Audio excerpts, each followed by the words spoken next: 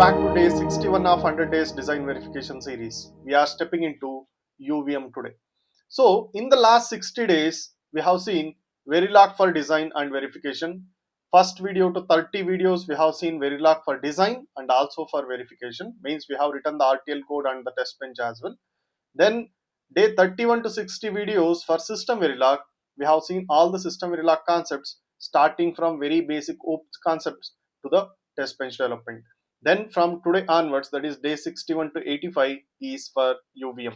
So here we are understanding what is UVM, why it is required, how different UVM test bench from System Verilog test bench today.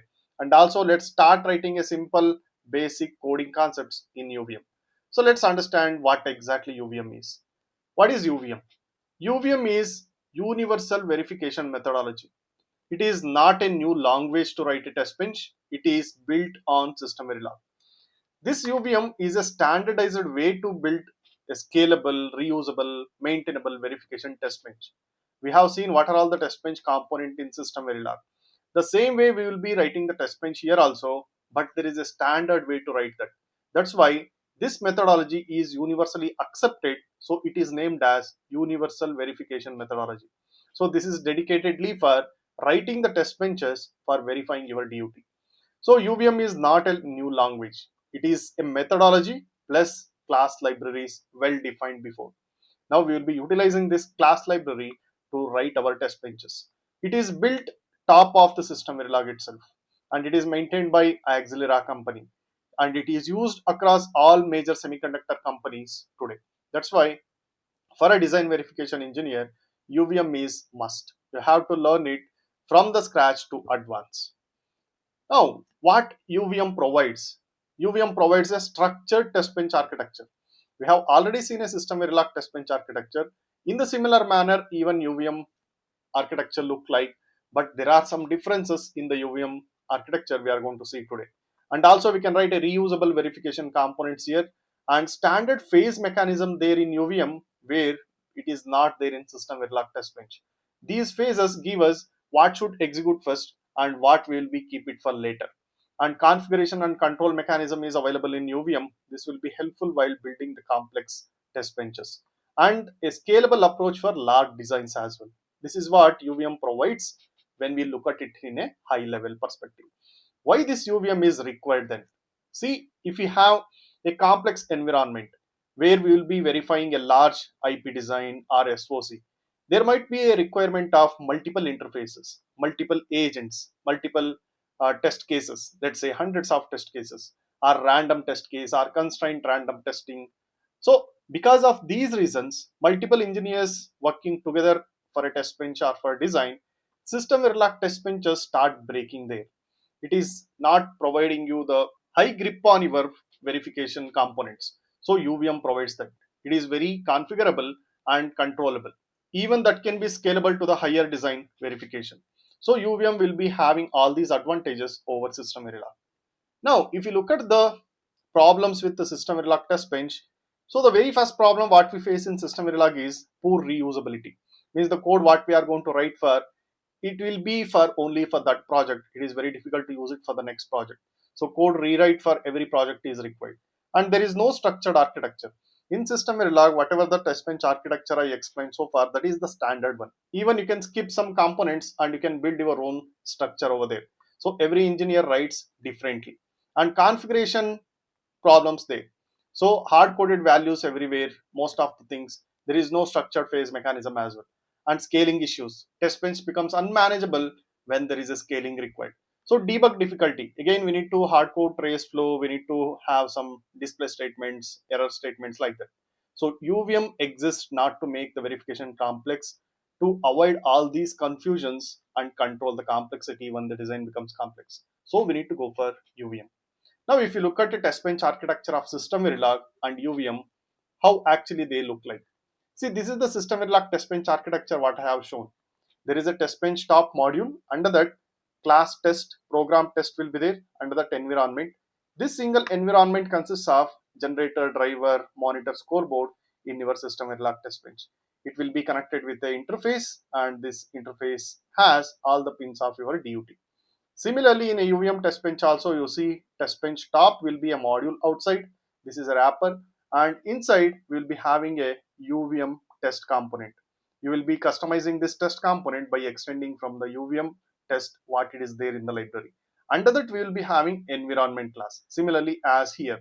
But you can see here under the environment, we have scoreboard and agent as two separate blocks inside environment. So this agent will be a particular agent which will be consisting of sequencer driver monitors for a particular interface. You may need multiple interfaces there other than using two different environments itself. You can use multiple agents as well. That is the advantage of having agent over here in UVM. So let's see all these in detail as we go further. But if you look at the two architectures here, the main difference is that you will see agent that will be consisting of sequencer driver monitor. Here we have not shown the generator class itself. Generator class will be a sequence class which will be present in connection with sequencer, let's say. So let's understand all those. So environment consists of agent and scoreboard separately. Agent consists of sequencer driver monitor. Driver monitor as usually communicates with the interface to the DUT, and scoreboard will sit outside the agent so that monitor has to send that transactions to the scoreboard for decision. This is what a simple UVM test bench architecture look like. Here also the communication happen through a transaction level modeling. Now let's understand how actually we can start coding in UVM. See, every UVM file, if you are writing a UVM test bench, it should start with these two lines. First, we need to include a UVM underscore macros.svh file. This need to be included to access all the macros, and we need to add import UVM package and colon colon star. UVM is not built into System Verilog. It is not become a part of System Verilog library itself. UVM is delivered as a separate library, just like any other software framework what we have. We will be having libraries, we can import them into our code so that we can utilize their features. Similarly, as like that, we will be having a UVM package. It means this package consisting of all the different UVM classes and the UVM library functions what we have. We need to import it. And we will be having UVM macros.svh. This will be useful at the compile time. We will be having all the different shortcuts to have some advanced features of UVM so that we can utilize them. So these two lines bring these two parts into our test bench. This is very important at the starting of UVM code. So if you look at import UVM package, what and all it gives. So UVM is a packed System Verilog package called UVM package. So this package contains all UVM base classes and phase mechanisms, factory and configuration database and TLM infrastructure. We will be seeing all these what actually they mean and how it will be useful. But if you miss adding this UVM package, you will be missing out all the features of UVM. That's why this line is mandatory as soon as you start writing UVM code, and you will be getting access to all the base classes of UVM. We can utilize phase mechanism of UVM, factory registration and all can be done through that, and configuration database and transaction level modeling infrastructure we are going to get when we import this package. When we import this, we can use the entire UVM framework, we can say. Then what is this star mean? This star means importing everything in this package into that particular file where actually you are writing this. Okay. Other than writing this star, how we need to utilize this means, suppose if you are trying to utilize this UVM test, then you need to call this UVM package colon colon UVM test there and UVM environment. In each and every classes what you are going to write as a part of test bench, there you need to import the things. If this line is missing, compiler has no idea that what exactly UVM test is, what exactly UVM environment is. Then if you look at the different components of UVM, see here we have class myTest. This is the test class. This should be extended from UVM test. It means UVM test is available in the library. We are importing the package over here so that we can utilize this UVM test to create a child class myTest. Similarly, we'll be having my environment extended from UVM environment, my agent extended from UVM agent.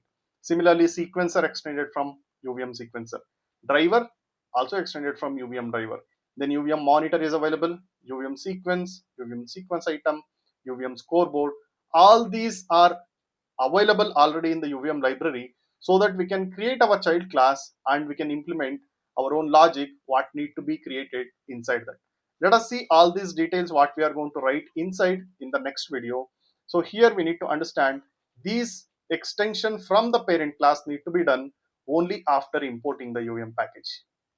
Then we have UVM macros.svh file that need to be included. This is a System Verilog header file. This need to be included as soon as you do import UVM package. What and all this gives? This is not a package, this is just a macro include file. So macros in the sense those are shortcuts. Other than writing a lengthy code, if we have defined it somewhere, that can be called as a macro and we can include it in our file. So that provides access to the factory registration, logging by utilizing UVM info, UVM error, UVM fatal things, and object automation can be done through this, and utility helpers can be used when we including this macros.hph file. So whenever you write this UVM macro, it expands into a system Verilog code exactly what it is there inside during the compilation. That is how macros will work. So if you look at an example how actually this include UVM macros.svh will be useful. If you want to declare this test extending from UVM test, I need to register this to a factory using tick UVM component utils. This is the macro available. When I am writing this, I should include this macro.svh file before. Similarly, if I need to display something in UVM, I have a standard method called tick UVM info macro. I need to utilize this. Similarly, if I need to display an error, I will be using UVM underscore error. So all these facilities are required in a UVM test bench somewhere. So first we need to include UVM macros.svh file so that we'll be getting access to all these in our UVM test bench. So this is all about today's video. We understood the basics of UVM and we compared with the System Verilog Testbench architecture as well. And here is where we need to start. We need to start with importing the package including a macros header file. So in next 25 videos, let us continue this UVM coding till the test bench development. Thank you.